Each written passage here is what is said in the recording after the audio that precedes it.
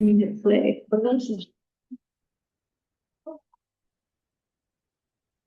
We all set? All right. Good evening, everyone. Welcome to the Library Community Room. I'll now call to order the November 20th, 2025 Regular Finance Commission. Tatiana, please take the roll call. Commissioner Giulioni, Here.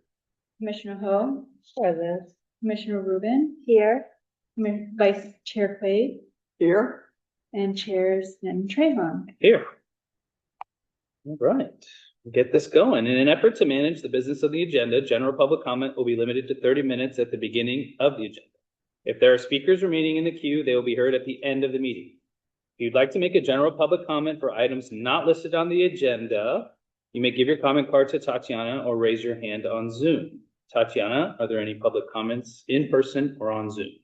We have one public comment. Josh Betta in person. Devin, did you say I get 30 minutes? Absolutely. 30 minutes. Really? If you want. It's okay. I'm so glad to see part of the ways what has become here and how hard we fought for this. And I want to tell you, you've got all the praise you need. Mark Siegfried is a superstar.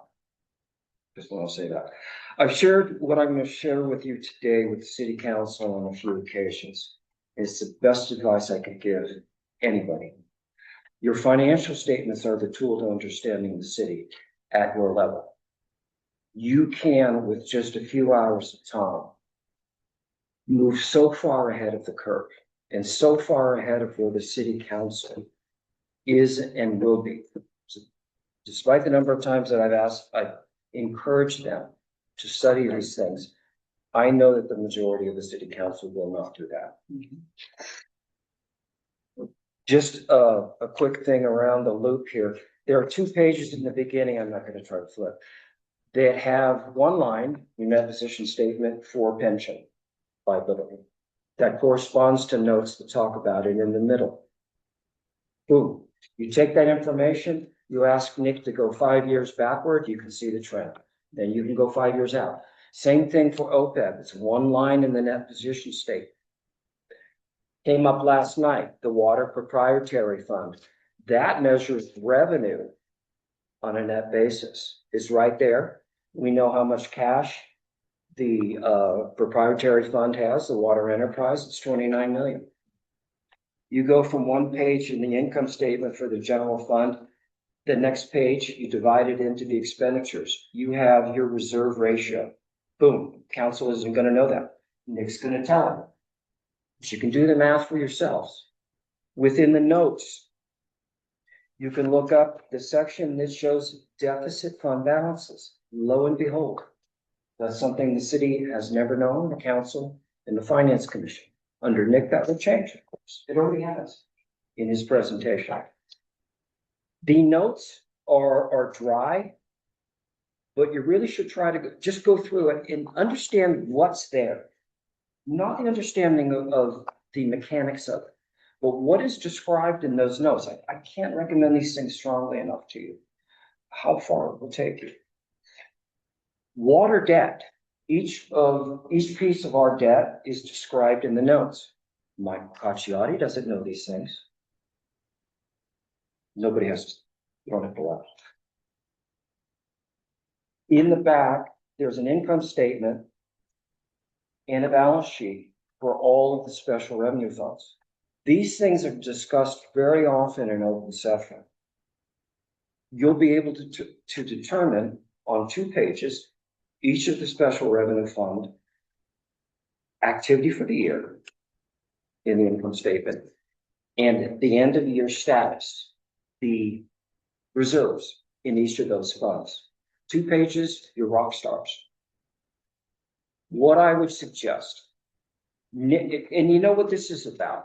This is about making your staff successful, because the more that you understand of this, the easier his job is. And there's nothing more exciting for a finance director and staff than elected and appointed officials who are caught up to their speed. He can discuss things with you at a much higher level. The city council as a majority is not going to understand these things. The Finance Commission can. Where that will take you as you consider budget's nothing. It's revenue and expenditure in the general fund and some other funds. It's all based on estimates.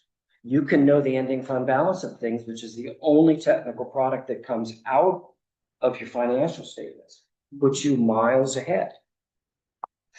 We make a big deal out of budget. For years and years, that was the only thing we did in terms of financial planning. And it was a 3-month party about what we're going to spend next and who gets good toys. This is not what financial management is about. What I would say to you in my 30 minutes, is probably coming to a close, is if you had an agenda item at each of your subsequent meetings, and I know you have a great plan, Evan, scheduled of what you have, a short agenda item where you go through certain of these sections, 10, 15 minutes. I'm not talking about an hour each time, Cindy. And there only are, and so I encourage that, 10 to 15 minutes. There only are 10, 12, 15 separate points of information in here that are important to decision makers. Do not be afraid of the technical stuff, ignore it, but encourage you. What is in here and why is it here? Do I still have 28 minutes left? Okay. Thanks for your time, you guys. I will not be with you in person again. This is the greatest suggestion that I can ever give an elected or appointed body. I hope you'll be able to do something about that. Thanks for your toleration, staff. Am I right? No, just say. Thank you, Chuck. Thank you, Josh. Thank you. Anyone else, Tatiana? No, there are no more public comments, nor in Zoom. Thank you. All right, let's move on to the consent calendar. Items listed under the consent calendar are considered by the Finance Commission to be routine in nature and will be enacted by one motion unless a public comment has been received or a commissioner requests otherwise, in which case the item will be removed for separate consideration. I want to refer everyone to the additional doc as part of the consent calendar, especially item agenda 2. So do we have any members of the public wishing to speak on a consent calendar item? No, we don't. Do any commissioners have any comments or questions for items under the consent calendar? Everyone had a chance to review? The chair, I would make a comment on the reviews of the treasurer's report. Great. Good pull. Good pull it now. All right, let's talk about it. Item 3, the treasurer's report.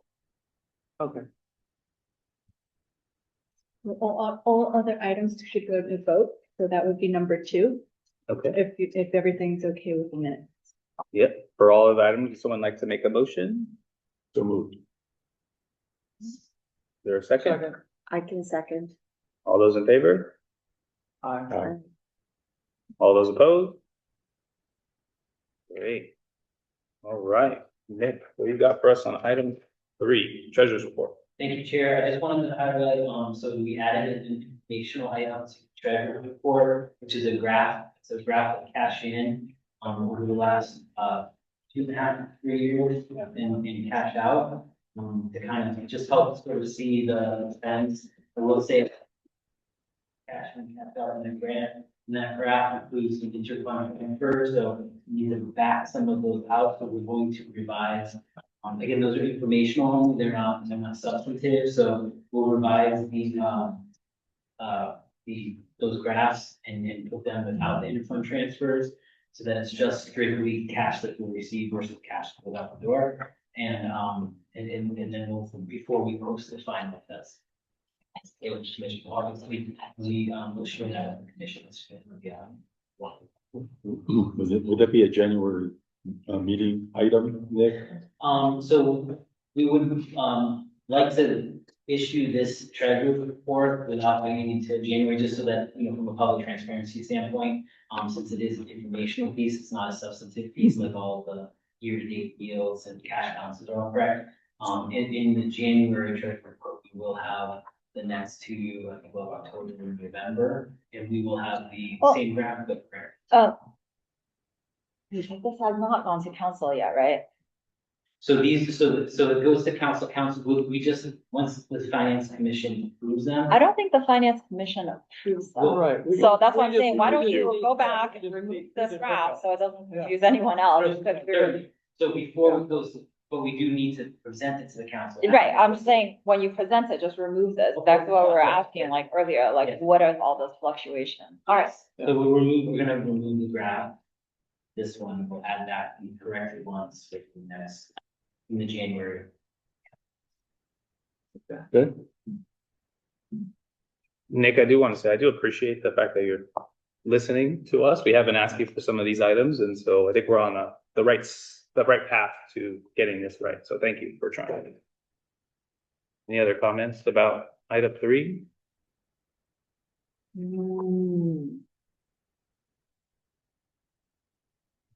I had a question about item 3. If you look at, the pages are not numbered on the bottom, but after the first page, which is like the explanation, November 20th, and it says receive and file the treasurer's report. And then if you turn the page and you go to where it says revenues on top, there seems to be quite a bit of a difference between FY 25-26 and FY 24-25, like $2 million. And I was kind of wondering about that. Oh, for You September. mean the month of September? September, yeah. Yeah.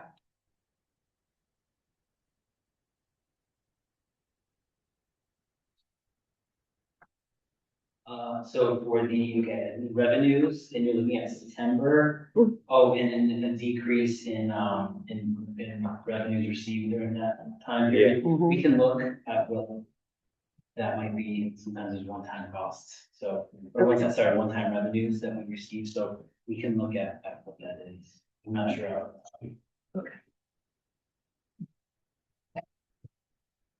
Nick, that might be where, your predecessor found and secured some refunds from, insurance companies that we had paid out. You guys, folks remember Yeah. there was about $2 million was, yeah.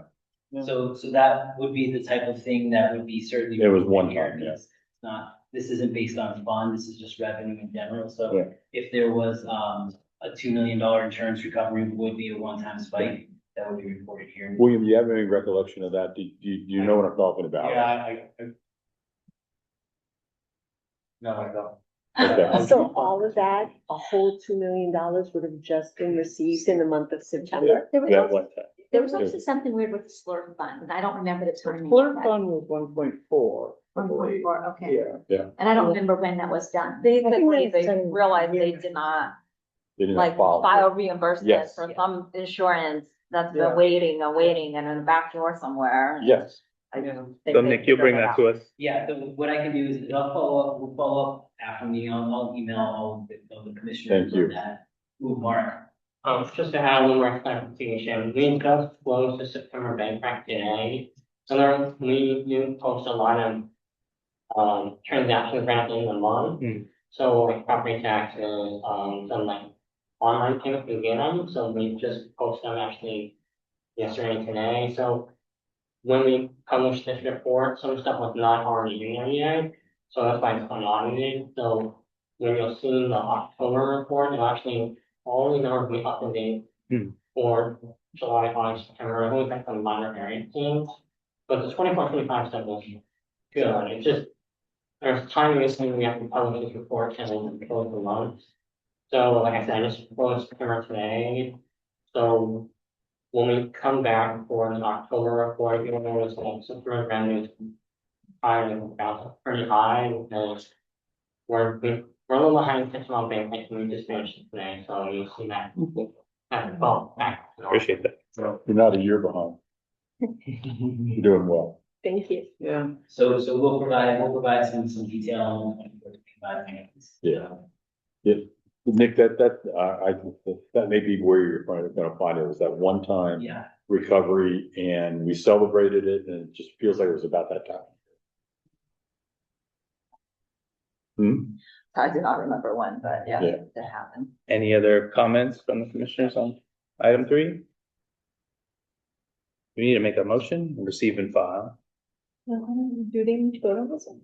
No, yeah, right? it's a interesting file, and if you'd like to add a recommendation, remove the graphs prior to. council. Someone That's what it hurts out. like to make the motion Sure, I'll motion to receive and file. and to remove the. And you remove the grass. Yeah. Yeah. Second. All those in favor? Okay. All those opposed? Great. All right, we're gonna continue on with the presentation of item number 4. And this will be presented by Nick.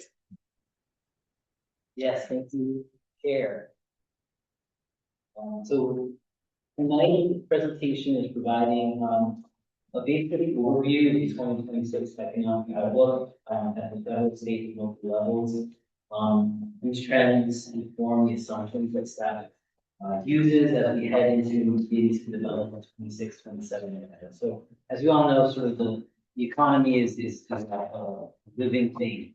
And it will continue to change, and there'll be some ups and downs over the next month, and as we develop the budget, or a couple months, and we develop the budget. However, this is sort of a basic kind of overview and snapshot as of now, so we can start planning for the next one.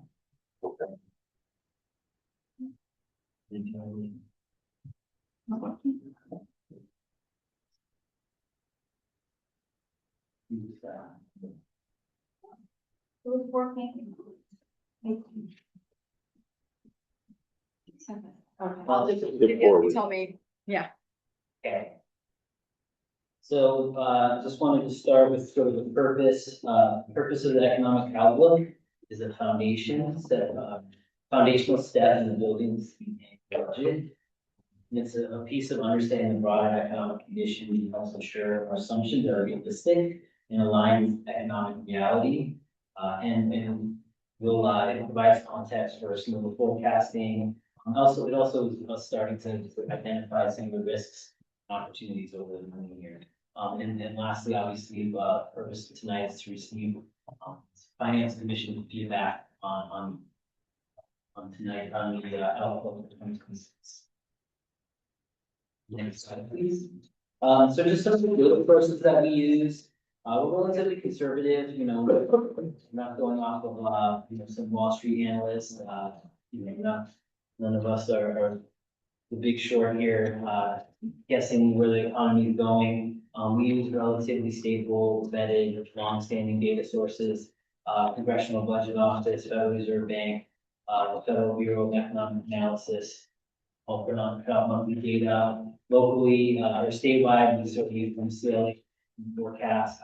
And then locally, we do have consultants that help us with our property and sales tax, so they do a good job of being able to get data, get historical data, and then help us trend where it's going in the future. Next slide, please.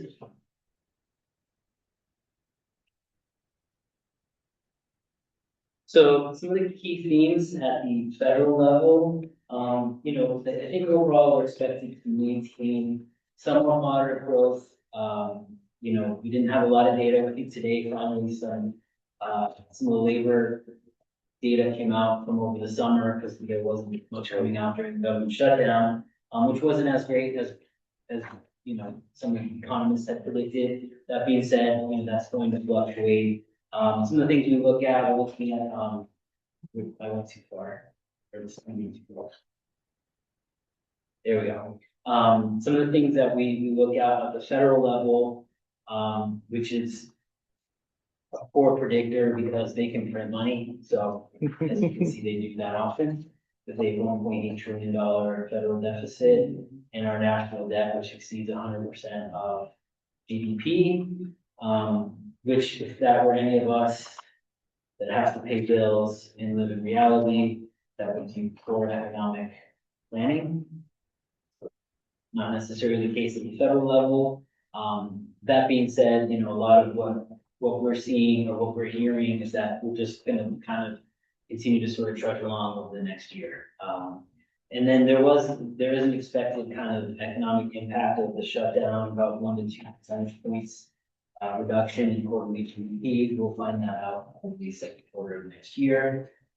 Again, a lot of this is sort of evolving, and federal government tends to influx shocks to the system when things aren't going well. So that's federal government's the hardest one to predict because they kind of wait for this. Sorry, I'm moving too fast here. For the California,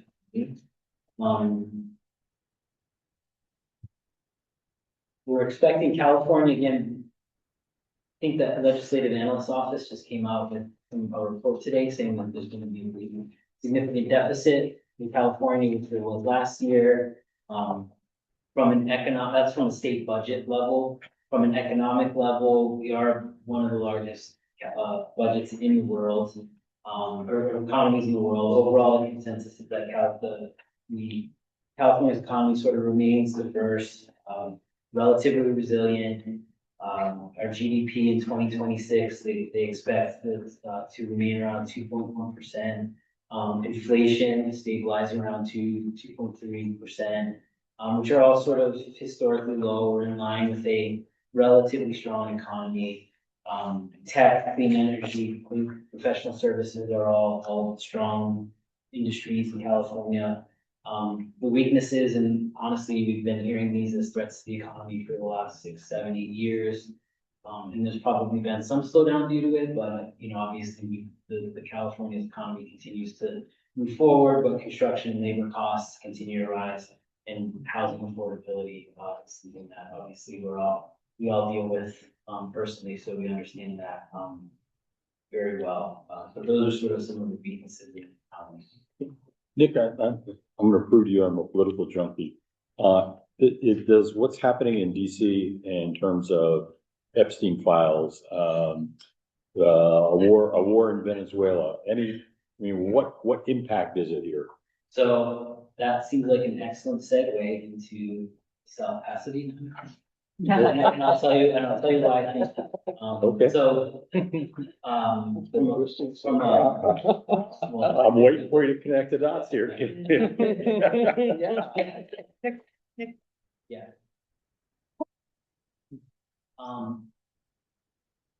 There we go. So from a sort of micro, obviously the federal government's macroeconomic. Things like the Epstein files probably have short-term impacts on people's sort of psyche and spending, and I'm not gonna buy as much this Thanksgiving because I'm angry at the federal government. Black Fridays are not gonna be as I'm gonna wait till Cyber Monday. But overall, I think those are short-term behavioral changes. I think from a South Pass perspective and how this trickles down to us, really, we're sort of fortunate that we have a very stable revenue source, right? Property tax is, as I mentioned before, it's about 40% of our, and actually I'm going to the next. The property tax is about 40% of our general fund. That's continuing, and the good thing about property tax, it's kind of a lagging. So what we're collecting today, we actually earned a year and a half, right? That's when the assessed values are. It's not really real time. So it's good because it's easy to predict, and it's sort of like the Titanic going at the iceberg. If that, we can kind of see, we all knew in 2010 that our revenues were going to drop out because in 2008 when we had the bubble, the real estate bubble burst. So you kind of see it coming. So right now, the real estate in locally is still really strong, and that's our biggest driver from a revenue standpoint. Sales tax, it's about 13% of our general fund. Sales tax is typically where it's a little more elastic to how people are feeling about the economy. That's usually where federal and state government can influence how people spend their money, or if they don't feel safe, they're gonna save. That's where you see some fluctuations. Fortunately, we're not very sales tax dependent, so if people do sort of contract and, put it in the bank as opposed to spend it, it's really a small percentage of our budget that gets affected. So, so while that's all interesting and, keeps us glued to the TV, I think, from a forecasting standpoint for next year, building the budget, the property tax is really our main driver. We're expecting about a 2% growth in sales tax, which is very moderate, very conservative. Fortunately, again, some cities, 40 or 50% of their revenues are sales tax, so they get really nervous, when the economy contracts. So, and then the other thing I wanted to kind of sort of bring up, and we'll go through some of this as we go through some of our meetings over the, after the first of the year. We're gonna be updating, we're going through a fee and charges update right now, and so, fees and charges are important to a city's revenue source. Now, ours is only about 10% of our general fund, so it's not a huge piece of it. But fees and charges are charged to those residents or those customers that are receiving a specific benefit, right? So, if someone's getting a development permit, that's only benefiting me because I'm selling that after I build it, or putting an addition in my house. So that's gonna increase the value of the house. But that benefits me, so you don't want other people's tax dollars to necessarily subsidize to a great extent the staff time that takes, to issue those permits and do all the inspections. So, we're gonna be making sure every best practices, every 5 to 7 years, you should have an updated fee study, which just means that we'll have a consultant come in, we'll sit down with all of our departments that charge fees. They ask us to go through, what is it, we'll look at our conditional use permit as an example. And they'll ask, well, what staff on your average conditional use permit, what staff has to spend how much time on each of these steps? And then it's just from there, it's just a simple add up all those hours, apply the labor cost to it. That's the maximum amount you can charge. Typically, there's a policy decision at council. Do I want to charge the max amount here? Usually for rec programs, you subsidize those, you're not charging the full amount. And typically on sort of building permits, things that are very specialized in who they, specific in who they benefit, you charge more, closer to 100% coverage. So we're going through that now. You'll see that we'll go over that with the finance commission in the spring, and then bring that to the council as part of the budget adoption in the spring and fall. And next slide, please. So just overall, I think we have, federal, state, and local outlooks are all sort of, everything's kind of steady, trudging along. Nothing super excited. We're not thinking there's gonna be a boom anytime soon, but there's also no one really saying we're gonna go into recession, right? So we're kind of just we're pretty stable in a stable cycle in the economy. So we're looking at that for South Pasadena means positive revenue outlook, easier planning for next year. We expect, probably overall a 3 to 5% increase in our revenues from a general fund standpoint, which is perfect because that matches sort of our labor cost increases and that's it. So, so that's what we're sort of looking at as we start building the budget. And so we'd like to, that's done with the presentation piece. I'd like to get, feedback from the commission, just things like, do you think the assumptions are reasonable? Are there any indicators that you'd like to add? What's that to add to the outlook? And then any suggestions for your findings that economic outlook for the proposed budget, proposed budget starts in February, January. Commissioners, any comments? I thought the assumptions were reasonable, and I don't know of anything else that I would add to it. One question is that when we get closer to the budget, will you kind of take another look at these forecasts, just to make sure? Yes, so we meet quarterly with our, again, there's not typically a lot of fluctuation impact on the federal and state level, meaning that impacts taxes, but it doesn't impact our operating taxes. Usually what that impacts is the amount of grant funds that might be available, or some of these, some of the capital, some of the capital funding that might be available. So from an operating budget standpoint, that doesn't tend to impact our budget too much. We do have quarterly meetings with our sales tax and property tax consultant, and they get very granular on the updates, particularly in sales tax, like we'll tell them which businesses are closed, which businesses are coming in, and they'll build in, what that looks like into next year's, revenue projections. Same thing, we've already been talking to them about some of the developments that are looking to come in on the residential side, right? Those are a couple years out, but we already have that on, in the horizons that, when they do come online, there will be additions, property tax that's paid. Again, that's 3, 4, 5 years down the road. But we have those discussions and we're looking at it, and those are updated quarterly. So if there's any significant change to your property or sales tax that they're seeing, we do update our revenue assumptions in the budget.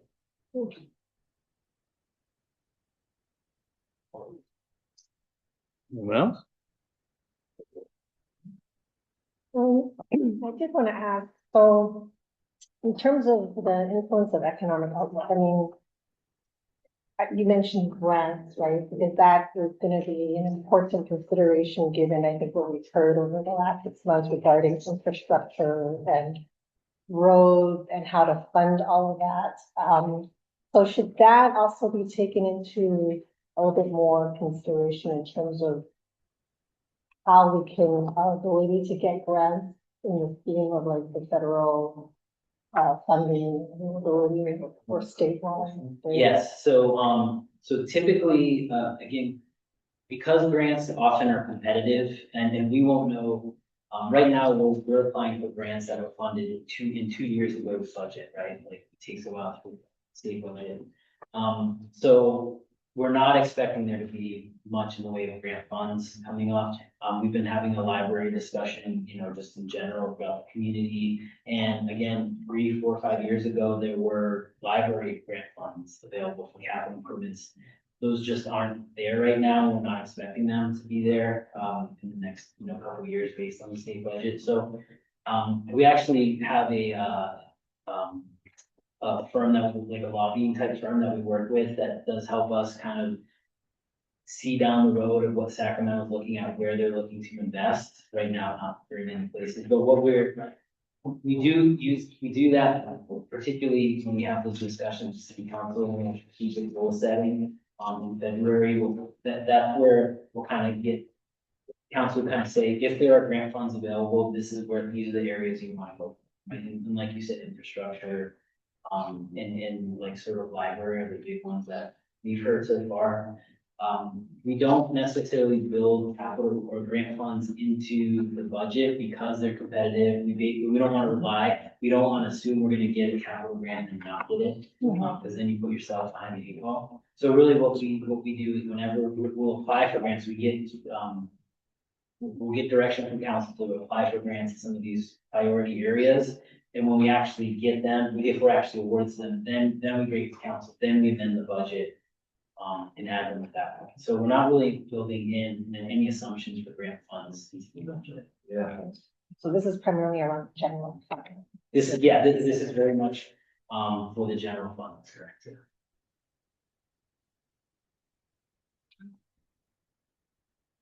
So it sounds like moderate growth, stable revenue, not too much to worry about for the budget process. Vanilla and vanilla ice cream. Love it. We hope. Boring is good. Boring is good. Any public comments on this item? Yes, we do have one. I think Josh, you want to use that mic? Use the mic, please. Oh, well, this so far, I don't share love. You will not hear a better economic outlook presentation than that. Nick could be a consultant for real. I wanted to talk about sales taxes, but I also wanted to thank you for talking about grants in a realistic way. If there's anything that scares a finance director, is elected officials talking about getting a grant. you can fill in the blanks on that. Sales tax, a generation ago, we had a mantra that said, we don't want to be a landlord. We will never be a landlord. And you can see, the community ethics, the community ethos and pathos that would distinguish that state. And in addition to that, there is no property, or there was no property to develop for sales tax retail purposes. Perhaps that definition has changed now, but we always looked at OSH as our biggest ACE, they call it. I like OSH. As our biggest sales tax provider. And during that same time, I don't know today the way it works, but service stations, gas stations populated our top 20, which isn't a great thing in the cities. Suffice to say that sales tax never made up a large portion of our budget. And by comparison to others, and I would suggest you don't compare us to others. We're not that community. And at least when I was here working for us, we didn't want to be a sales tax generating community. I notice at the city council, we'll talk a lot about sales taxes. I believe they lack some perspective on what is unique about our community. And so as you go along, perhaps Nick, going along in the presentations, and I could be wrong about portions today, please correct me in any future presentation. To be realistic about this portion of our income, we're not like other communities. We never wanted to be like that. But it's difficult today because the city has expanded in its service offerings beyond being a full service community. We are unique in being a full service community, library, water, utility, our own safety departments for our size. Very unique in doing that. But even making ends meet in that regard was difficult 20 years ago, and it's more difficult today. And so just to fill you in on that, property tax was always the driver. It was the anchor. Sales taxes, please correct me in the future if I have this wrong. But anyway, I wanted to share with you how it was, how it may still be. Relying on retail, there's not a lot of truth in some of the things people say about retail. The Griffith, what are they giving us in sales tax? Not much. Supermarkets, not much. So as you go along, question the type of retail establishment and how much of that sales tax, if applied. A lot of food items in a supermarket don't have sales tax applied to them. So be wise as you go along, consider these things, and I hope those words have been helpful to you. Thanks. Thank you. Any other stuff in? We don't have any other public comment. All right. Let's jump into item number 5. I think, Nick, you're presenting this one as well. Thank you, Chair, I am not. Oh. All right. Brilliant. Oh, you don't have one question. Oh, Hey, Nick, Nick, don't go away. wait. City fee revenue, it says that you're reviewing and developing the utility rates. Does that mean our water rates are going up? Yes. So, I will be sharing at the meeting some information that we discussed at council last night related to utility. I won't predict that they're going on, but we are doing the study, but in general, the last one that we did was in 2019. So, obviously COVID had a pretty significant increase, a significant impact on costs for every, particularly for raw materials, which we use a lot of raw materials in the treatment of water. So those costs are probably need to be accounted for in our utility.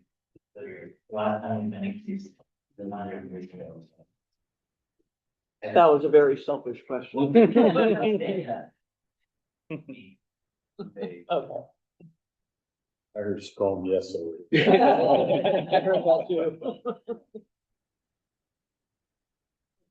I'll go with his softer maybe. For now. All right, good evening, Mr. Chair, Commissioners. Before I start, that's somebody, she is our recruitment and contract figure. She is basically our, internal consultant for all the cities, securities. Show me one way to. Yeah, Welcome. we've been waiting for you. Okay, there's also a red line, the manual, with page, just to make it easier.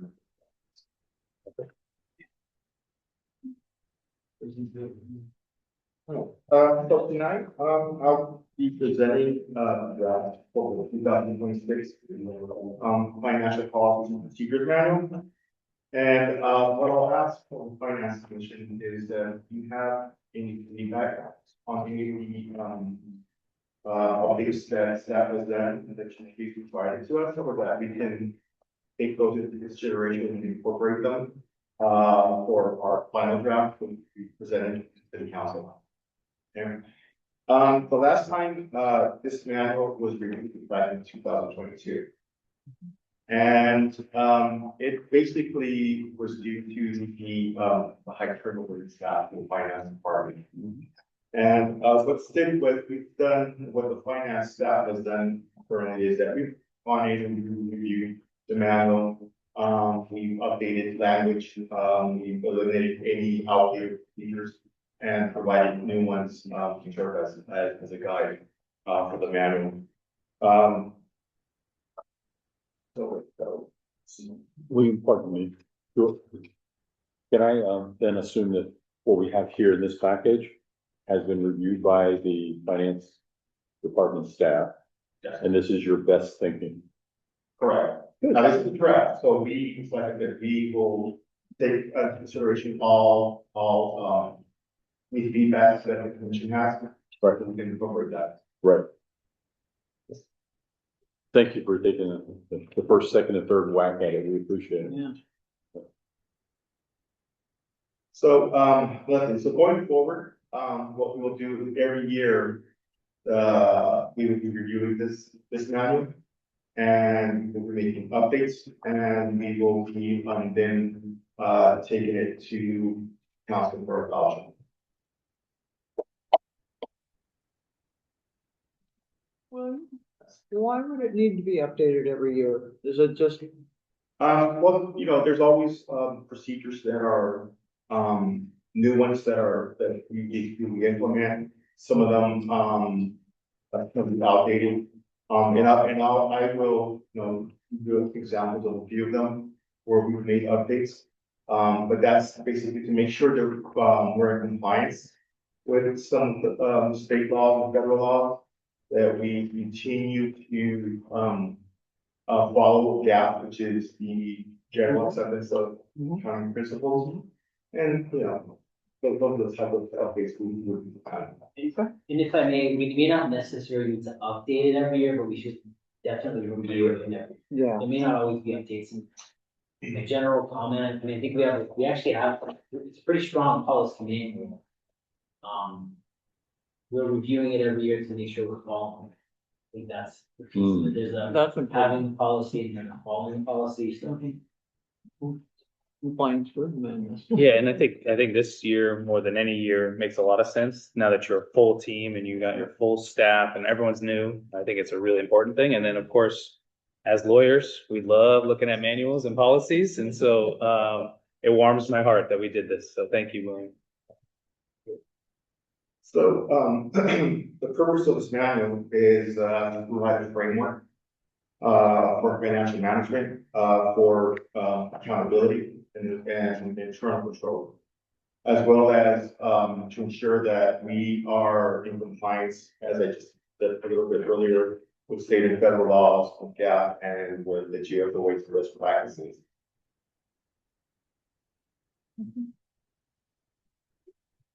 Will our auditors take a look at this manual and tell us if we are in fact operating consistent with the, what is laid out in the manual policies and procedures. Appreciate the honor. I'm sorry. But then, Yeah, sure. so they'll review certain policies. They'll review certain policies to make sure we're complying with them, primarily the procurement policy to make sure we're following our bid thresholds. Okay, And things like reserve balance policies. You know, a lot of the policies are sort of like local practices, so they're really kind of a higher level, looking at making sure we're on GASB and GAAP accounting, and sort of just complying with some of those debt service, reserves and things like that. Usually the high level ones, they're not gonna look at it. well, that helps, Nick, because what I guess what the question behind the question is, we'll have another set of eyes on these Yes. policies on a regular basis. So that it's just not us living in our own little make-believe world. Got it.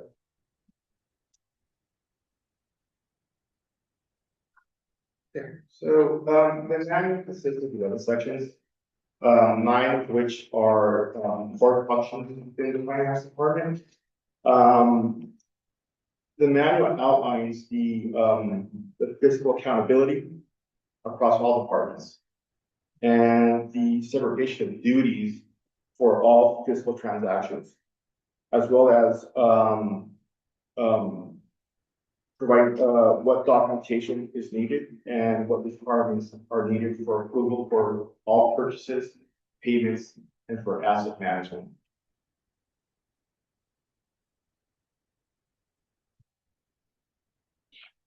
So one of the first ones of the updates that I would like to show is the actual staffing in the finance department.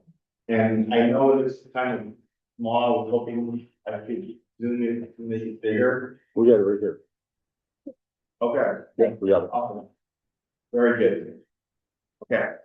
So on your right, I'll start with that. On your left, you have, well, the org chart for the finance department, the following fiscal year 24-25.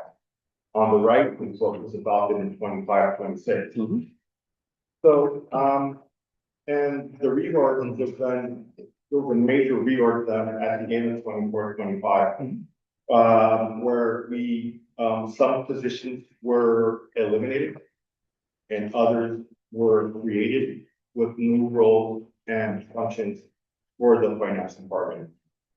So basically, what happened was we went from a top-heavy financial organization to one that was more efficient and provided better internal controls. So, for example, if you take a look at the finance manager in 24-25, he was over all 3 divisions. And compared to the 25-26 is the accounting and the budgeting and purchasing roles were separated. And we created a new accounting manager, controller position, and we also created a new budget and purchasing manager, which would be overseeing the operations for each one of those divisions. In addition to that, IT was now added to the finance department.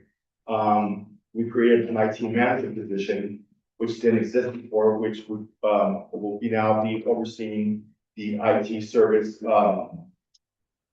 provider that for the city. And okay.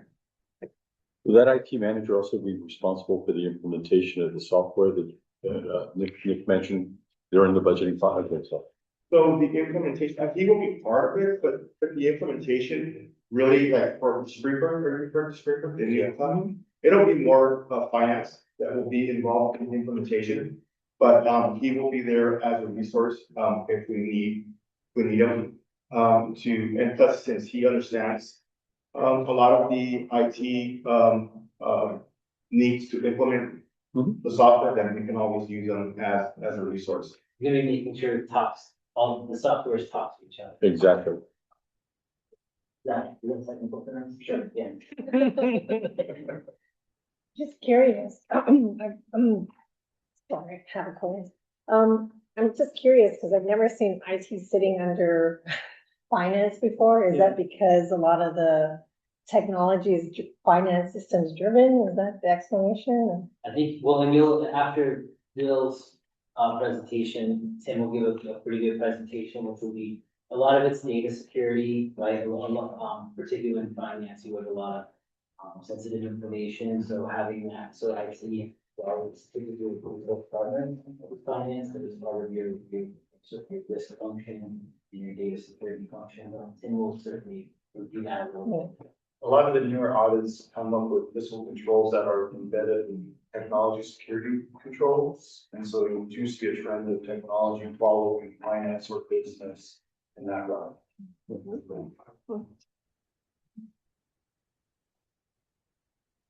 And just keep in mind, I think the city manager eliminated the management services department.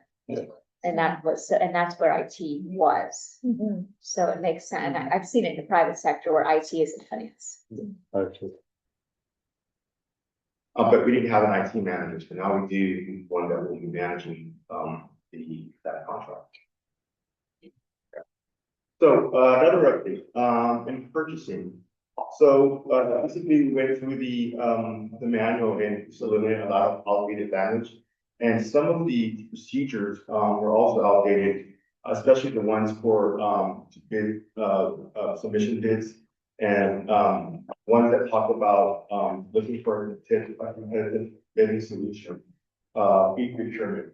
Well, the city has been doing that.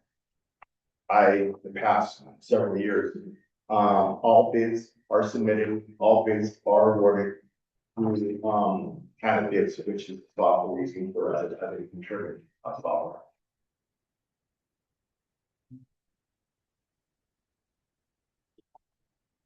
Okay. Yeah, the accounts payable, one of the most notable updates is the language, for, some of the voided checks and involved payments that on page, 43. Yeah, we're just, reflecting just to make sure that we're in compliance with state regulations. That's really, what I wanted to point out here.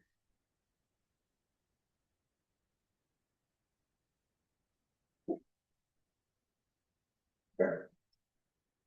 In the government accounting and general ledger rating section on page 79, we also changed, some of the language in it, changing, the financial reporting from, quarterly scheduled to a monthly, and I think that is something, the planning commission and we have been asking for a while. So, starting, with the mid-year and moving every month, we will be providing a budget status, update, on a monthly basis.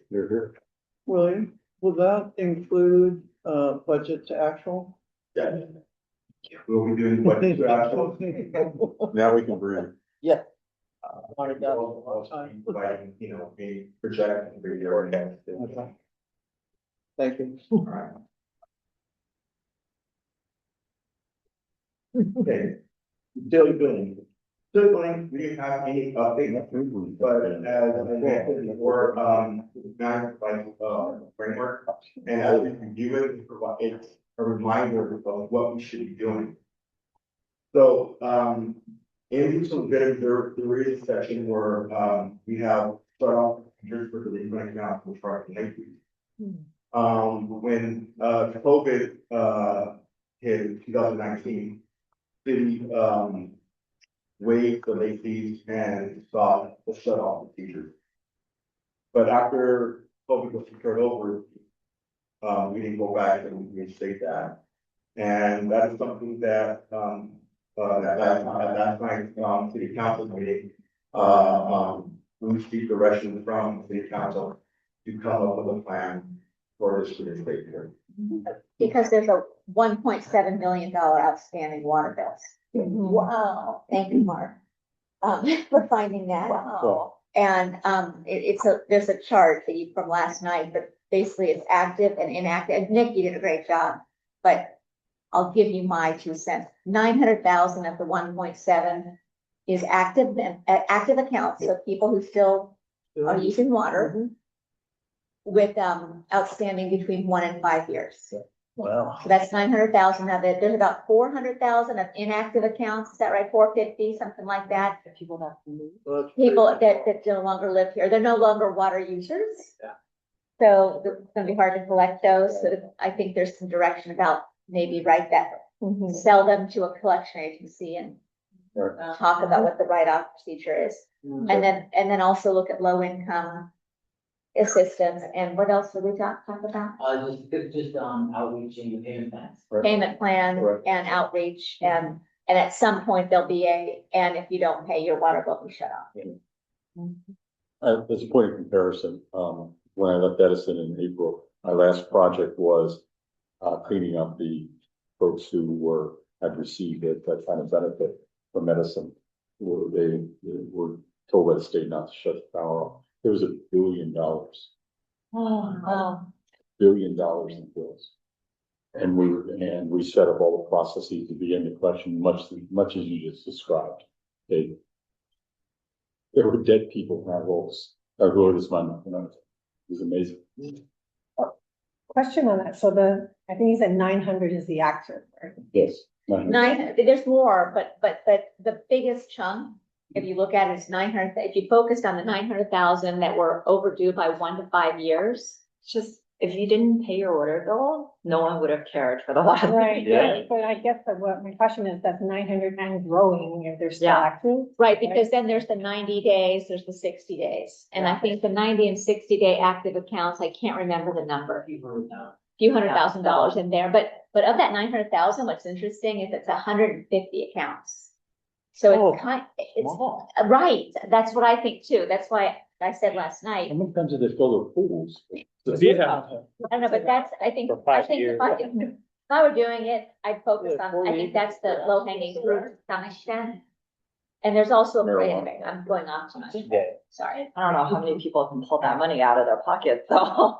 That's why I think they have payment plans and there's a process, so they're gonna, it's great. I can't believe. But the point is you're putting that back into the manual. Correct. Well, it's in the manual. It's in the manual currently, and I was just saying that this manual serves as a reminder as we're reviewing it. If there's anything that we're not doing, then we're incorporating that in our functions in the finance department. And William, are there any, William or Nick, are there any lessons learned? Because I think the COVID event, we're going to have other events like that. Are there any lessons learned that we can pull out of this, we can harvest out of this? I think, there are probably lessons learned at a number of different levels. I wouldn't say South Pasadena just out of we didn't just stop. It was a state law, it was a state program that we had to absolutely. stop, doing some of this stuff. So, I think there was probably just sort of a confluence of a number of events, particularly in South Pasadena, where because there were people at the same time, people were leaving and there was, a lot of our processes just kind of got lost, right? With some of that institutional knowledge. So, I mean, I think honestly, the lesson learned is like always go back to basics. And this is going back to basics for us. It's going back to reviewing the policies, going through that saying, oh, well, wait, we need to be doing this, right? We just need to, that was the best practice before COVID. Yep. Let's just go back to doing that, right? We don't need to reinvent the wheel. So I think back to basics is the lesson. Fair.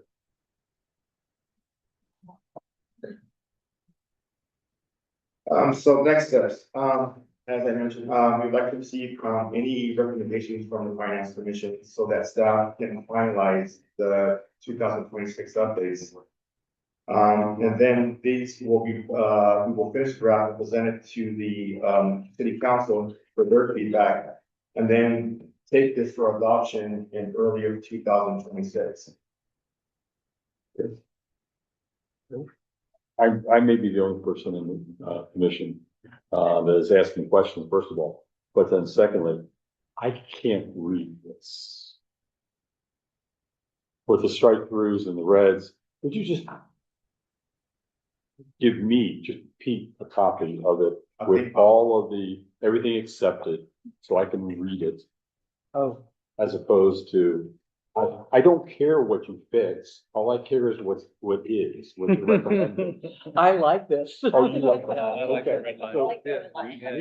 we will drink a bottle of wine together. I'll read my clean copy. She can read her red line copy.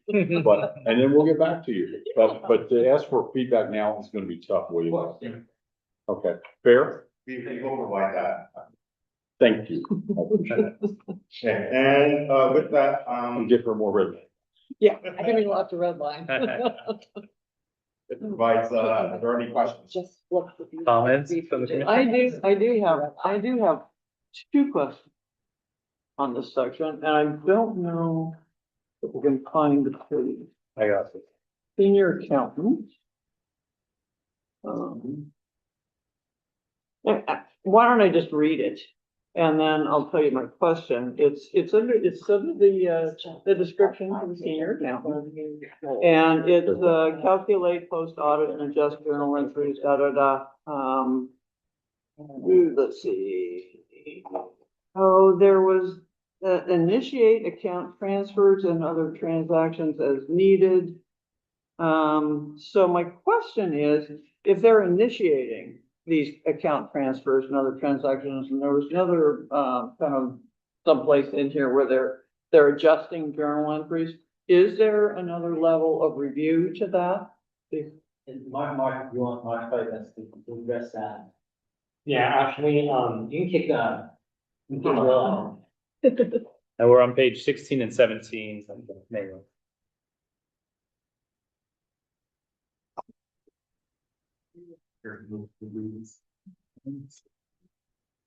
Just the one that was solved. okay.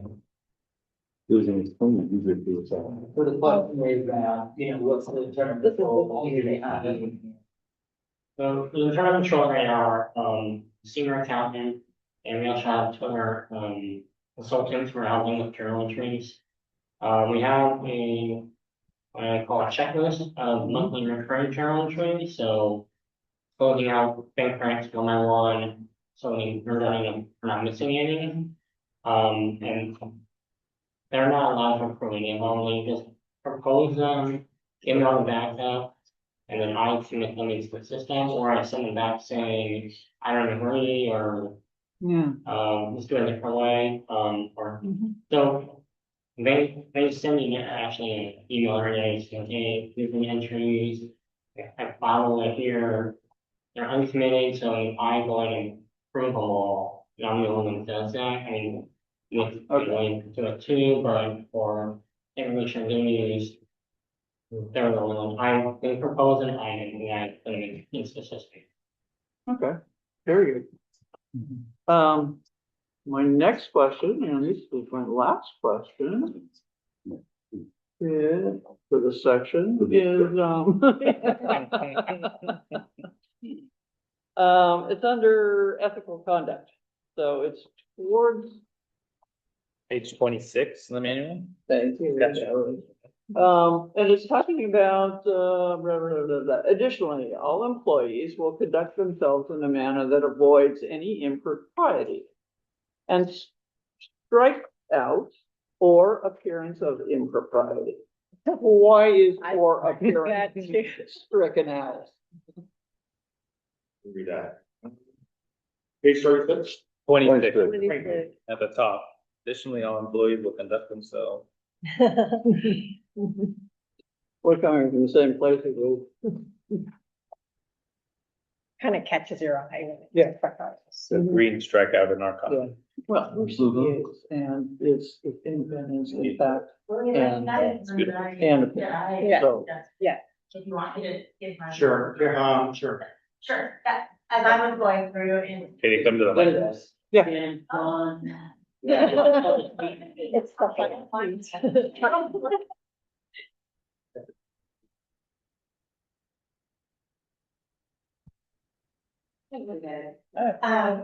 I just kind of read that as if we're very much to the fact of let us not have whatever, but let's be friends, let's be propriety.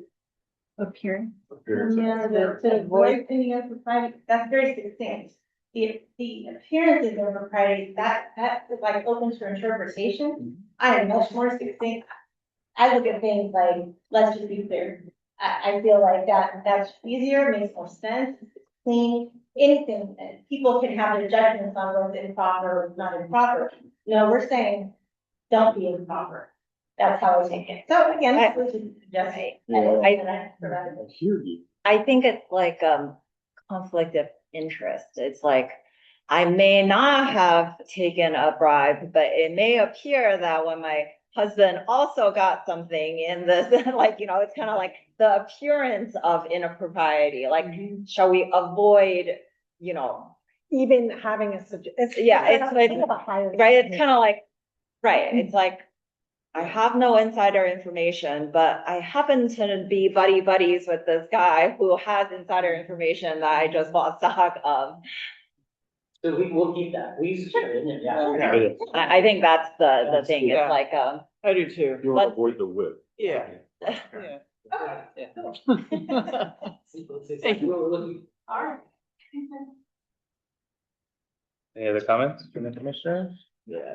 I actually more just had a question, and that's kind of, I mean, I think Jana and I looked through this on our street, and with all this construction going on, like, where does it fall when things like go kaput? Like, I don't know if you know, but Edgewood was under construction and it rained a lot, and they were digging trenches and refilling them in, but it was not like fully compacted. It was, I don't know whose fault it may be, nobody's fault. It was just a lot of rain, but we had like sinkholes, like there was trucks, like the public works truck was stuck in there too, like, yeah, that was, so like all that happened. Yeah. So how do we make sure that we as a city aren't getting billed incrementally for reconstructing something that has already, like, how does that properly flow through? So we're not getting billed extra for stuff like that, or we don't end up having to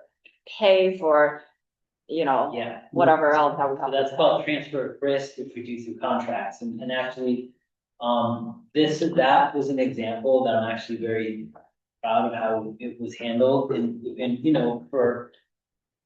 we're all, we all kind of live each other in different departments, and, sometimes we will, Public Works can kind of be the whipping boy sometimes because they're sort of out front, but, in situations like this, like that Edgewood one, they did an excellent job of they do regular meetings with the contractor, and when they see that things aren't, compacted correctly, they bring it up to the contractor.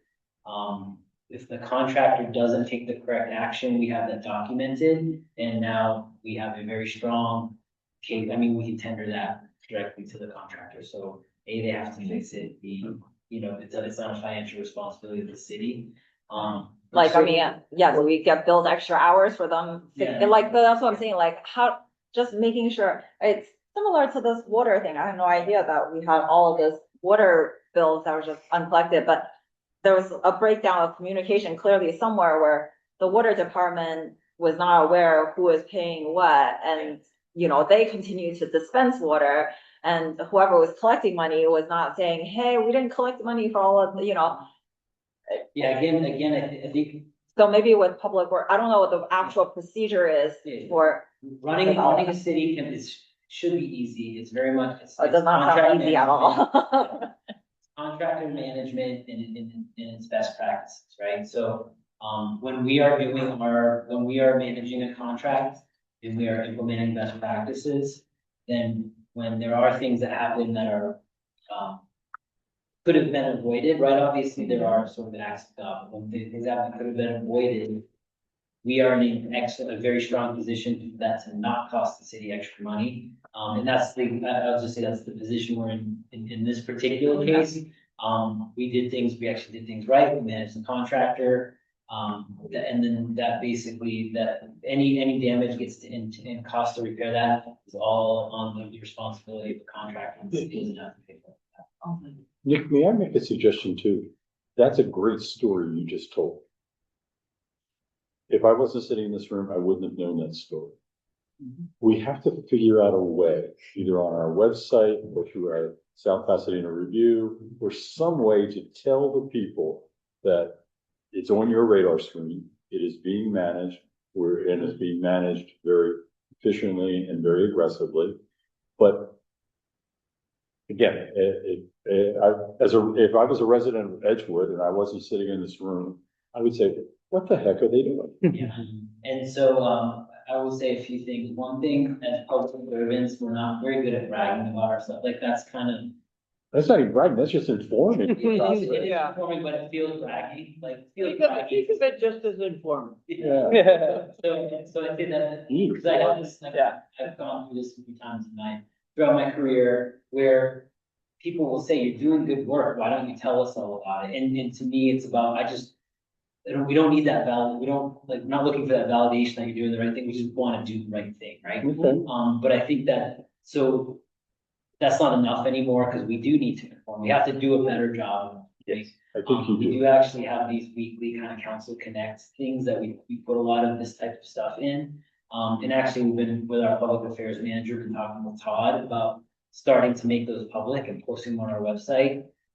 Where there's, so it's, because it's more of like a city manager message, right? It's reporting to the council. We're making them more graphics, so they're fun to read, right? So that's part of our effort with getting that word out so that folks know when we are doing things the right way. Right. You know, and it doesn't feel braggy, it's more just informing. I liked, the mayor, actually, you were featured in a Pocket Park social media post. Oh, I saw that. That I saw worked. That too. Tons of views.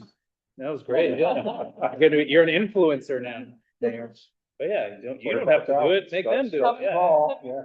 But is your question then, going back to, in that example, concern whether the city was financially impacted, like, is there something, I guess, built into this finance policy? that Right, so like, addresses the yeah. Financial. Contract. So almost all that, and I don't know if we have it in our purchasing policy necessarily. A lot of that is more legal, it's more of a risk, it's more of a legal issue because it's going back, it's transferring the risk, right? It's transferring responsibility through the contract with all of our vendors. So we do have a strong indemnification language, we require them to have insurance, right? And so I will say that what we do have in our finance policies and what we do have with Joan here is we'll have contracts where they will be required to have certain levels of insurance and certificates of insurance have to be provided to the city. I will say in the past, we may not have been making sure that the vendor was providing us with that certificate of insurance that had us as an additional insured, so that when things happen, we have an insurance policy to collect against. That's one of Joan's main things now is collecting all these certificates of insurance before we give a notice to proceed with for the vendor to start doing the work, right? So. Right, And but like, yeah, it's And- insurance, right? Like I imagine that public works truck is gonna need quite some fixing. Actually, it's not damaged at all. Really, like the bottom axle, like the whole thing? Surprised that there was no damage to the truck, which was amazing. But there was other damage. There was another truck car that, Yeah. I've So- gotta imagine it sustained some And damage. again, that contractual risk then puts that responsibility on the Right. contractor, which is what, again, this is just best practices. Like, going back to the finance aspect of that, like, at what point in that story, let's just say that there's risk, right? And yes, you may have insurance or indemnification, but there's also a process to get that. There may be, I don't know, difference of opinions on that. So from a financial aspect, what in your policies say, when does the finance team step in to review and put a number on the books because there is, so is that kind of addressed? That's actually part of our purchasing process, Okay. because again, as we're procuring things, you can't move forward with anything if it doesn't have a purchase order, which is a legal contract or special service agreement or a contract. So nothing moves forward without those contracts, and we are the gatekeepers of awarding those contracts from a finance standpoint. So we do have a standard, obviously, we have a city attorney that, makes sure that we have a standard template that has things that cover us. But that's where it's finance, is sort of the gatekeeper. From that standpoint, is that we're making sure before we're paying bills, with customers perceive that there's a contract or some sort of legal document that, covers us before we start any work. And that it stays in force. Okay, Mayor had a And I comment, was, yeah. I was gonna say that every contract is reviewed by the city attorney, and for the big ones, I don't know that there's a threshold, but this one I'm sure was reviewed Yes. by Roxanne. Right, but does it also, Are yeah, you worried more about the process or the actual? I think both, like, from a contract review, from a finance perspective, does someone from finance also review to say, I agree that this protects us financially, you know? Or stuff. Second part is the process. So we have a contract, but it can be disputed, right? So at some point, you may have a difference of opinion about who bears the risk. And so when does finance get involved to like assess that and say, I need to put an amount in our books because there is a risk. When they start right? paying the legal Yeah, bills. so that, as far as like, when we do the, so that really doesn't happen until there's a lawsuit, right? And, you know, we're in California, so there are plenty of lawyers that are ready to help us interpret, tell us how. Thanks, we should Doc. interpret things, right? And, there will obviously, there can be a difference of opinion, even if it seems very obvious. So what we do is we're just here to put ourselves in the best position that we think we can be in, meaning city attorney, finance, risk management, all kind of work collaboratively. So there's not one department that's necessarily the last and final, so we're all kind of working collaboratively. If that ultimately turns into some sort of significant financial risk, we are required to reflect that on our financial statements every year. We have an actuarial that's done, that's Right. going on sort of. So that was your question. Yeah. When did it happen? Yeah. Finance policy. Yeah, so typically, so if there are, and again, it's gotta be material, right? $10,000, $15,000 on, Oh, you know, $50 million that's lower than I budget thought. isn't really material. But some of the larger claims we definitely have in our financial statements. Yeah. I think we're all circling around the same issue, which is increased controls, increased transparency, and so we're working on it. And this, I think, starting with the manual is a great way to start this conversation and start the process. And us as commissioners, we gotta kind of hold them accountable to it. But I think internally, if you have other questions about how they do it, we do it every day at the Y. I review 800 contracts a year, similar. It goes through finance, it goes through risk management, it goes through all the different processes to get to the right contract that protect this Y in that example as much as possible. And then, of course, if there is a big claim, you get an actuary, you put a number to it, and you hope you don't spend the number. I'm curious, like where in the policy would, like exact documents. Yeah, it's more through the purchasing process from a finance standpoint. And then the other piece of it, as far as where we document the kind of the value of those claims, those are through, our compliance with, the government accounting standards board, which sort of dictates what needs to be reported.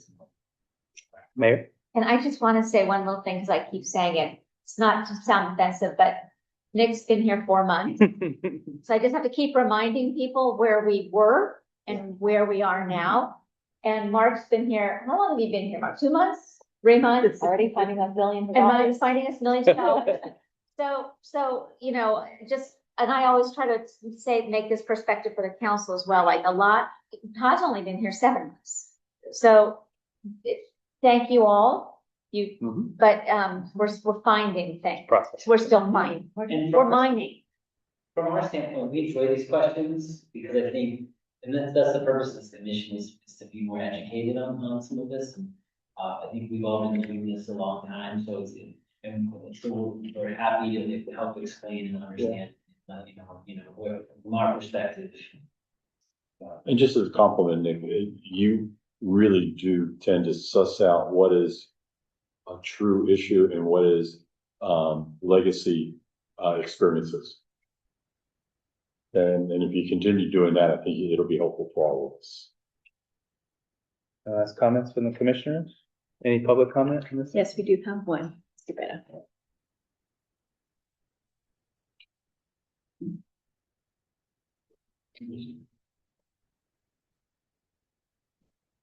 This is fantastic.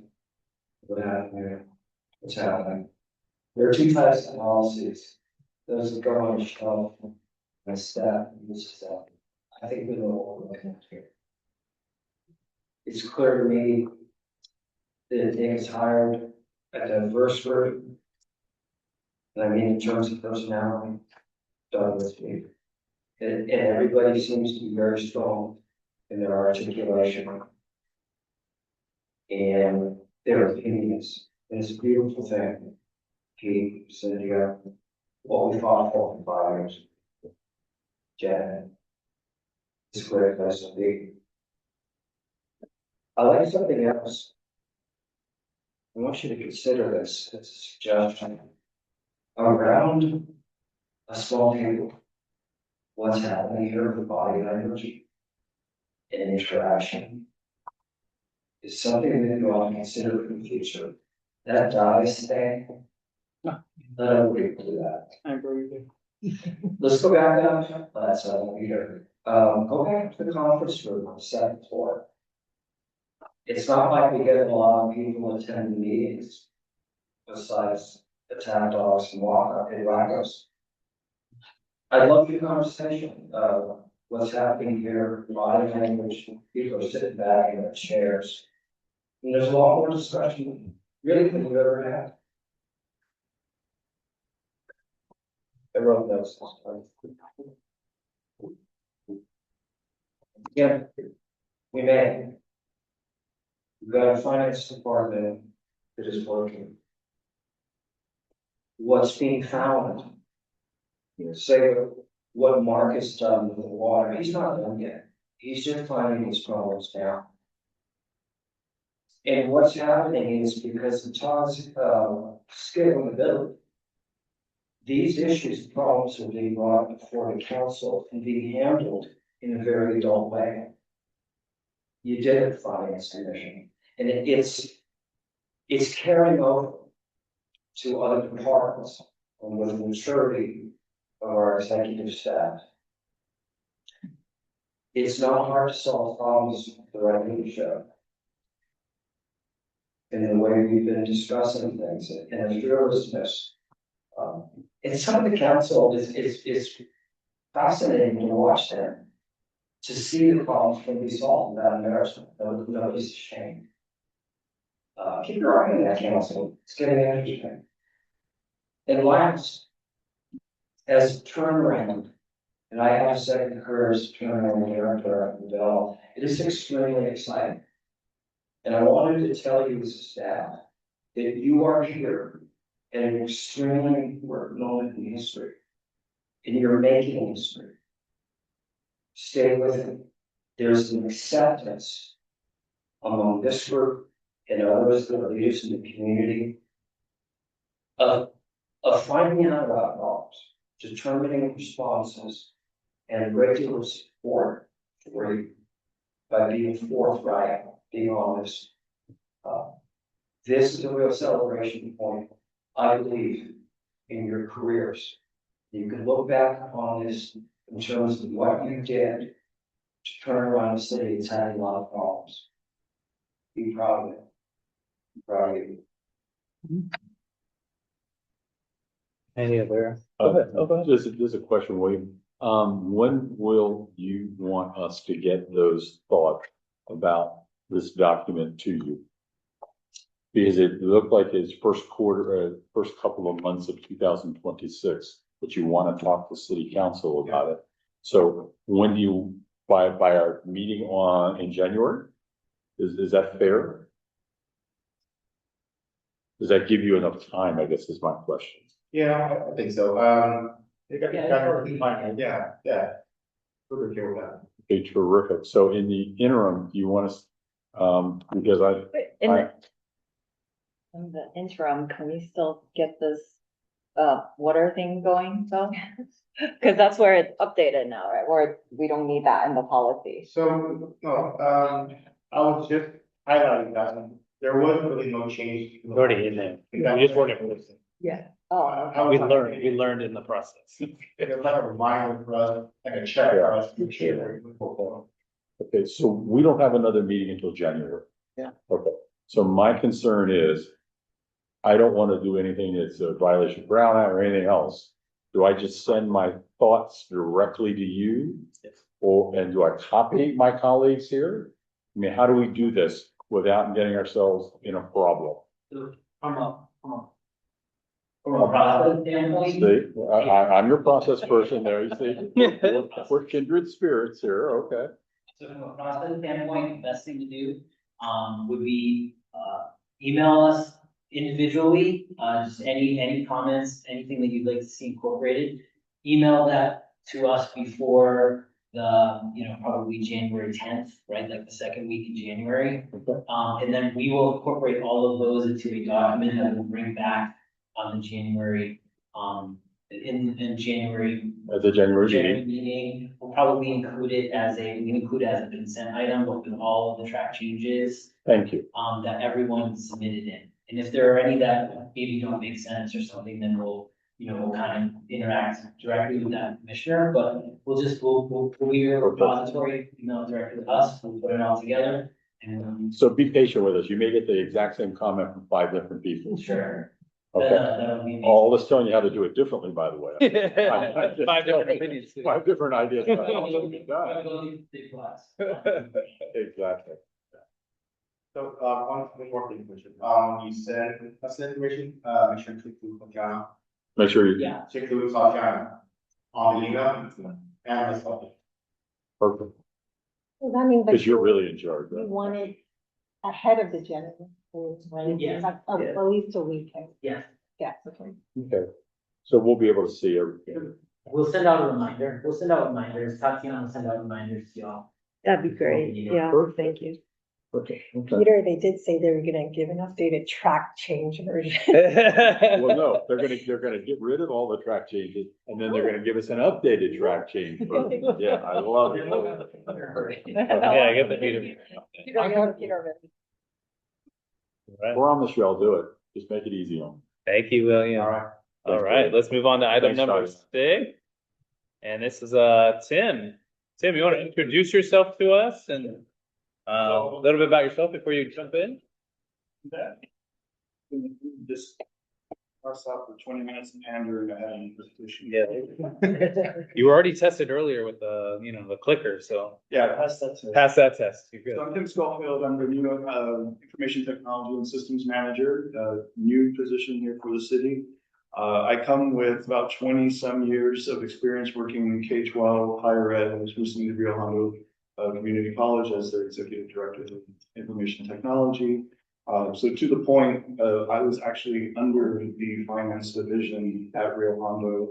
I was in charge of their whole ERP system, which also fed into their student system. And so a lot of it was just data, big numbers, one big giant piece of software that interoperated with 175 other pieces of software. So that was kind of it in a nutshell with what we did with the Honda. But happy to be here. Have been here, gosh, since October 6th, so it's a little bit over a month and a half. Done quite a bit and that I'm really excited to share with you.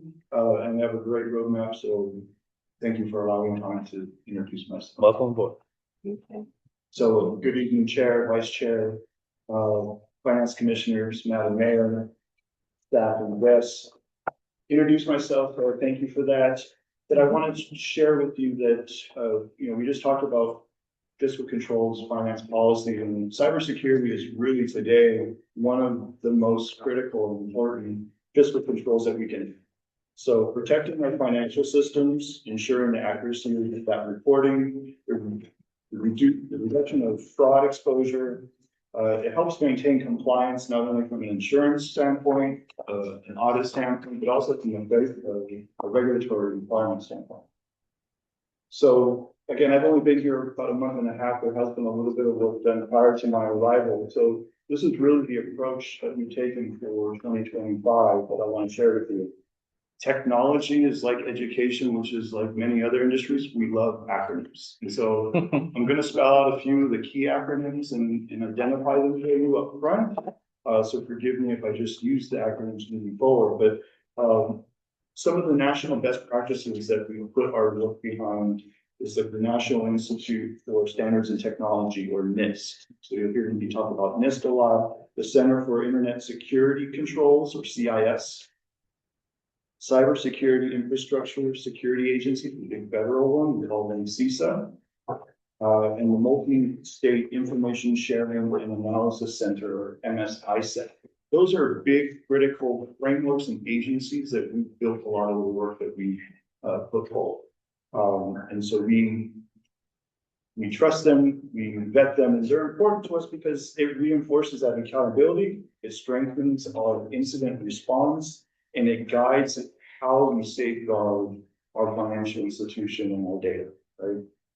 And the one message I want to anchor with you before we kind of get into all of it is that secure systems protect public dollars. And when we can do that, we maintain transparency, we uphold public confidence. And so everything that we've done is built upon that principle. So from a national scale, and Verizon does this amazing report, a lot of other competitors try to put one out there, but they really take every single incident that's happened in the prior fiscal year, do a deep dive investigative report, and tell you what happened, what was the root cause, how many millions, if not billions of dollars did it cost an agency to recover or recoup from it, and they put it all out there for the world to read.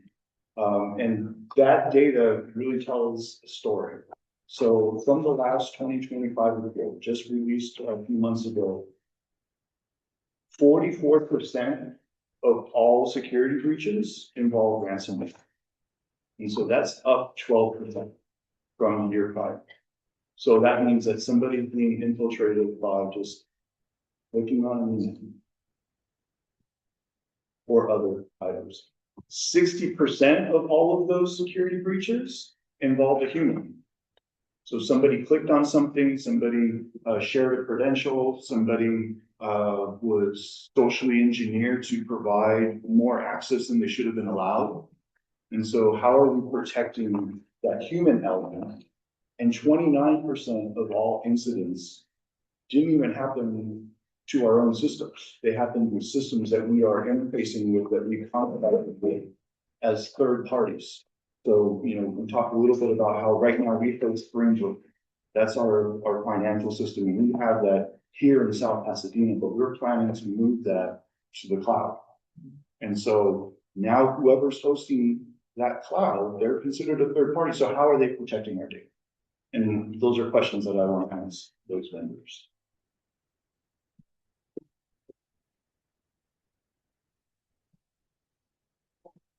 So included in the staff report that I provided, and we've done a lot of work again in the last month and a half, are 2 policies. One's in draft format and one is actually being in use now. And so that draft policy is taking our information systems policy and retooling it and aligning it to this NIST framework.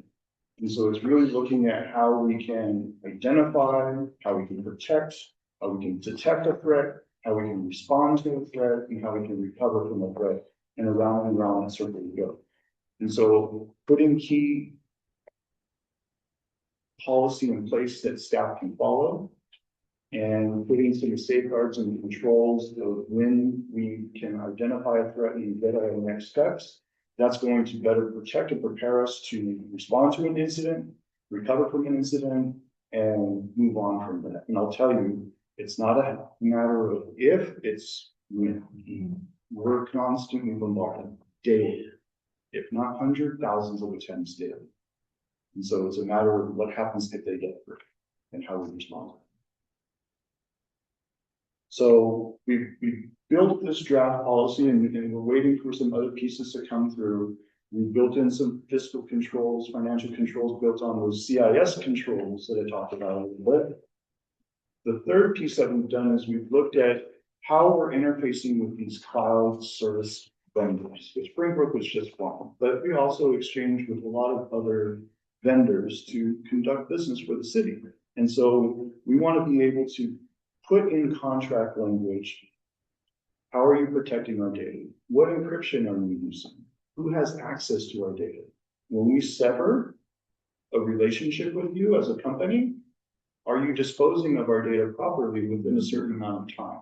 And because a breach on their territory, if you want to call it that, could happen, what is your incident response time?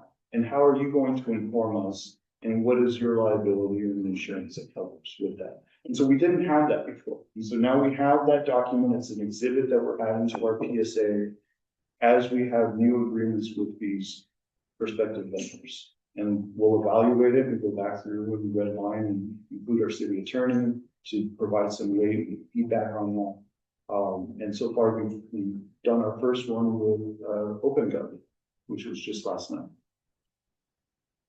And the last piece of that is a cybersecurity assessment citywide, including PD and fire, to really get a lay of the land where our gaps are, where we can strengthen, where we're already strong in, and to help feed more information into those two policies that we've started to draft.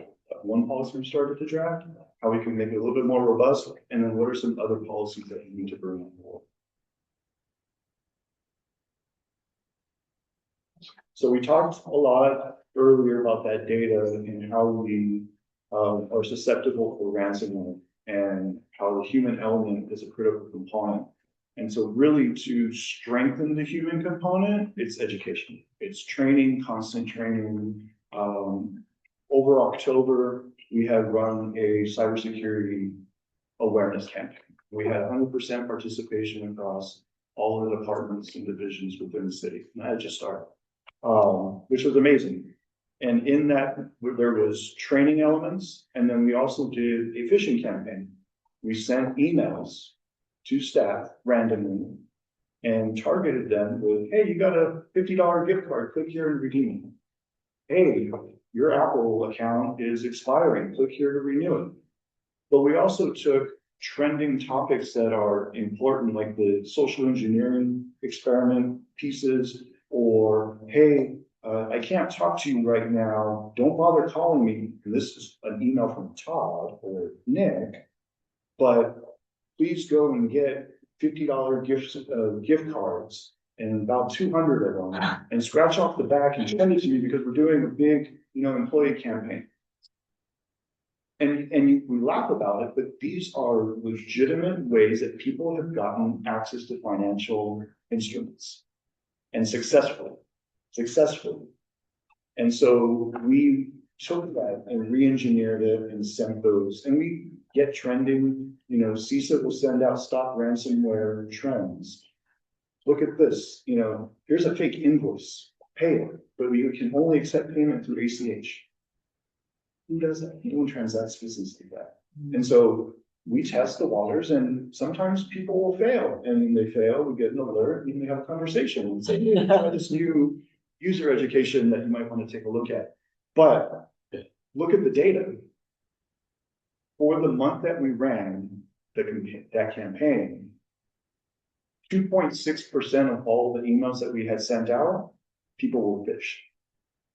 2.6, the industry lead, like 16% is like, you're doing awesome. 2.6% is amazing, which means that the education piece that we did up front really stuck and people understood it. And so they didn't click on it.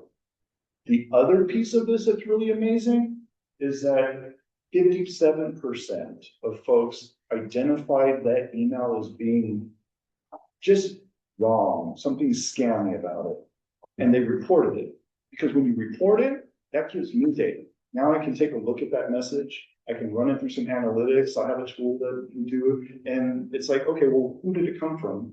Do we get other email from this type of source? Let's just block it. Is it coming from a foreign national government or bad actor state? Let's just cut it off.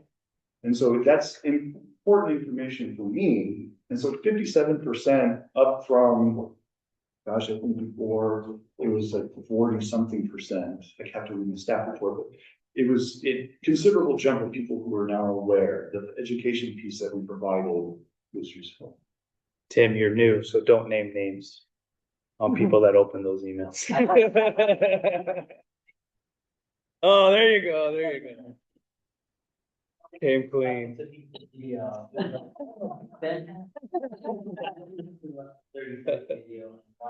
You were the 2.6%. Okay, got it. So we continue, and so the campaign's over, right? We're in November, but the the secret, even though I told Nick I turned it off, really, it's up to me to continue to see the trends and push in where I feel that we need it, and just to keep people on themselves. Was it the Amazon gift? And I just keep sending it to Nick. Okay, sorry. Actually, they were really good ones. I think the one I actually think I clicked on was something that was like, it was pretending it was from like one of our financial service firms, and it said, click here to download your statement. And it looked weird. I felt weird about it. It's just something looked a little off. So like also click here to download. So it was something that was sophisticated. It wasn't like, click here if you want, if you're my heir. Right. It was really good.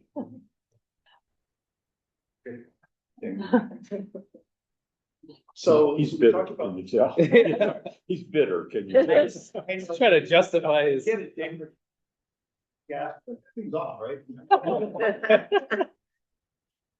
We talked a lot about policy, we talked about the user education piece, but now let's shift it to what are we doing from a hardware side and an infrastructure resiliency side, because those are also critical components of it. So the city never really had an adopted hardware refresh cycle. And so when you look at, big business, private industry, even education, having a constant recurring refresh of your technology on a scheduled pattern helps you for many reasons. One, from a budgetary standpoint, you know what you're expecting coming at annually, what your spend is going to be. Two, when your oldest machines are going to age off, and so you can game plan how you're going to protect the environment for that least common denominator of the most critical patches that are being released. And then also from an infrastructure side, making sure that all of that is up to date, whether it's your wireless, your switching, your servers, all the stuff that makes the internet go round and round. So we established that policy, and we try to look at a 20 to 25% refresh annually so we can game plan that. And a big chunk of it was looking at, thank you, Microsoft, you have an October deadline to get all of your old Windows machines up past Windows 10 to Windows 11. And knowing that we didn't have the financial resources to just dump hundreds of thousands of dollars to do it, going through and creating a criticality list and going with, is finance covered first? Is the city manager's office covered first? Or key people who interact with financial systems covered? And then going from most critical to least critical. And so today we're about 81% compliant. And I can safely say that anybody that has a hand in financial system data is compliant. And those that are on that last 19% are scheduled to come forward and be refreshed come the next fiscal year. And so we have a plan to do that. The other pieces that we've done is looking at our backups. So how are we backing up our data and creating that resiliency? So we shifted away from old tape backups or from server to server backups and really taking it from our server and putting it out into the cloud. And once it's in the cloud, putting it in a state that they, us techies call immutable. But what immutable means is that no matter what happens to your infrastructure, so if we were ransomed and they try to get to any of our cloud data sources, it's cut off. Only we can go and access that data and bring it back. So when it's immutable, it's kind of secure and silenced from the world until we're ready to restore. And so we started to do that, which is important. We've done our diligence going through and upgrading some of our old switches and routers and firewalls at each of our locations and public works, library. Those are all on deck to happen right after. Well, a lot of the switch stuff has already been done, but a lot of the firewall elements are slated to happen come after the new year, which will just give us that manageability and visibility. And then multi-factor authentication, this was a critical one. Multi-factor is like when you go to log into your bank and it asks you to pull up your phone and show me the PIN code. It's just that second source to identify yourself. And so we put that behind email, because that's important. We put that behind VPN. So anybody that's on, working from afar, from a laptop, and they're trying to log into our system. It's like, no, let's make sure it's who you say you live with. And then we're planning to, when we go to Springbok, because that's going to be a cloud software, putting multi-factor authentication behind that as well. So that's kind of where we're going with the hardware and infrastructure side. Next slide. There, you got me. So looking ahead, we talked about that cybersecurity assessment. We plan on having that done by January 2026. We've been engaging with our managed service provider who holds a lot of the information. We've been meeting with inside stakeholders between PD, fire, finance, city manager's office, just understanding how we conduct business, what are our controls, what are the safeguards that we have in place, what are the gaps. So we should have a good assessment, and building upon that and looking at how we're going to be bringing in new cloud services like Springbok, then really position us to what else can we put out in the cloud to be a little bit more resilient, and be able to pivot in case of an incident. Right now, all of our stuff is on premise here. If we had, let's not even talk about a cyber attack. Let's talk about an earthquake. Let's talk about fire. Let's talk about something that may shut down the city's core infrastructure. How are we going to be able to conduct business moving forward if all of that is under the bubble, let's just say? And so putting it out into the cloud then allows us to be able to spin up business wherever we can get in the service, right? And so then it's looking at what is that disaster plan, what is that incident response plan look like? So positioning us in the cloud is a good thing, and it's really a trade-off of how much we're spending with capital expenditures and turning it into more of an operational expenditure. And then ultimately, once we get all those pieces together, taking a look again at our disaster recovery plan, our incident response plan, with all of these new tools and gadgets, and redefining those plans to align to all the new stuff. So it's really exciting. We've done a lot of work. And I think that all of these, all of these things strengthen our fiscal resilience, our operation, and it's all built on the best practices. So I thank you for your time and your support, and I look forward to continuing to strengthen our city's operations, and we'll continue to maintain that public trust. And so with that, I open it to the floor if there's any questions. Comments, commissioners? Pat, now do we have any public comment? You're not. All right. With that, thank you, Tim. Thank you. Thank you. All right, we'll move on. Any last things? So, start with, the mayor. Do you have any comments, communications from city council, Mayor? Happy Thanksgiving to everyone.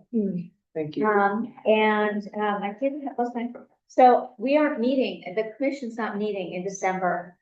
You know, our city council reorganization will be that second, meeting in December. And I think whoever the mayor is, are you staying on Saturday? Well, that's what I was gonna say. I don't know if I'm staying. I just. Mayor don't know. gets I to just don't decide. know. Mayor. I know, but We'll see. like that's the. Anyway, so we'll see. Anyway, I just want to say, if I am no longer on the finance commission liaison, I just want to tell you, I don't, well, maybe I don't know. Then I just want to say thank you to all of you. I mean, I've loved this commission, and you guys have been so great, and I've enjoyed all of our meetings, and it's been really fun. Maybe I'll be back, maybe not. So who do we put the request in? I think when you request, you like won't get. We should get first Anyway, grant choice. I mean, I really, truly do. I mean, I ran for city councils for specific reasons, because there were things I saw in the city that I felt like I wanted to go in and help make some change. And this commission was really critical, with a lot of that. So thanks for jumping in with me. It was fun. It was, was it fun? Most of the Yeah, time. was that Most fun? of the time. It was chaotic for a while. Anyway, Thank you. Thank you, Mayor. That's all. Thank you, Mayor. Any comments, communications from staff in the room? Not really, just want to say, first of all, I don't know how you guys did until there, I was really jazzed out, all this stuff just come up, like, it was exciting, like, this is stuff that we've not done. Yeah. And it's so, it just highlights why we need an internal position that speaks NIST and CISA and, you know, FOMO and whatever else. Almost like, it's amazing having, Vermont staff that has the city's best interest in mind, not sort of like a private company that's sort of, you know, profit like this, yeah, IT stuff. I wanted to maintain that. Otherwise, just look forward to getting on back, thank you for an excellent production meeting, look forward to 2026 and, you know, kind of the cadence and meetings that we have and I'll get back mission, so, looking forward to that. Can I add one more thing? Yeah, of course. So I also wanted to say, and Nick, I don't think I've talked about this, but the auditors did call me. Sort of in connection with their 25 audit. So, I did talk to, I forgot his name, but anyway, it went very well and he was great. And he also mentioned that he'd have draft financials, draft of the audit in December. Okay, good. And that, and that I'm hoping to have the final audit done in January. Yep. So I just wanted to let you all know that. That may change our meeting. Yes, yes. Yeah, so I don't know if that's on track, but anyway. Yes, yeah, we have it, that's for January, January yeah. 20. First, we have the plan to do a joint meeting with council and, Yeah. finance commission to do financials, so. Okay. It sounds like we're on track. Sound like it, anyway, went very well. Did you also have to give your ATM card number and that? And that social engineered call to you? Yeah. All right, we'll move on to any comments from the commissioners. Ely, start with you on this stuff. Just thank you for all the presentations tonight, and I'm cheering and clapping inside. I mean, it sounds so great. Great work. Thank you so much. I just want to reiterate what she said. Thank you for a very informative meeting and for answering all our questions. I like the tone of this meeting. Yeah. It is certainly improved over the years, and I hope we continue it. Worst case scenario, we disagree, and we disagree with in a civil way. Vice Chair Quinn? The whole atmosphere is so much different than it was, and it's pleasant, it's wonderful. You guys are working your butts off, you know, and that's really evident. And things just feel good, like you said. It's just, we feel good about what we're hearing and what's being done. And thank you all very much. Dan, sorry, I skipped you. No, thank you. Good, all right. Well, I just wanted to, first thanks to Tatiana for setting all this up in a different room, in a different environment. I think that's unsung hero tonight. Very little technology issues, great job, I know. Good thing we had Tim on hand here. I know. Also want to thank public comments, appreciate always the input, and it's always very informative, so thank you. As you see, there's a theme. We all agreed to putting themes to all of our meetings now. And so I think we're on a path to having a work plan every single year now and a process. And so today was really about economic outlook, looking at how we are preparing ourselves for the budget process.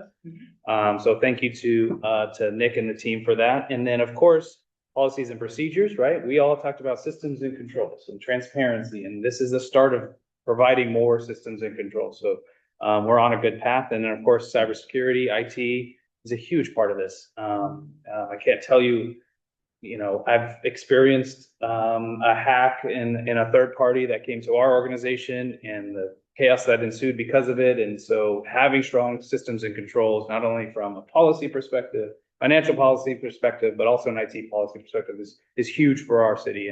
And I think we're really on the right path. So thank you, staff. Thank you, everyone. I know these are going to be a little bit longer, the first go around, but we're making really good progress to strengthening our systems and controls and providing more transparency. So thank you to the commission. Thank you, Mayor. Thank you, Zen. Thank you, everyone in the room. And happy holidays. And happy holidays. Happy Thanksgiving. Yeah. All right. We'll adjourn at 8:28.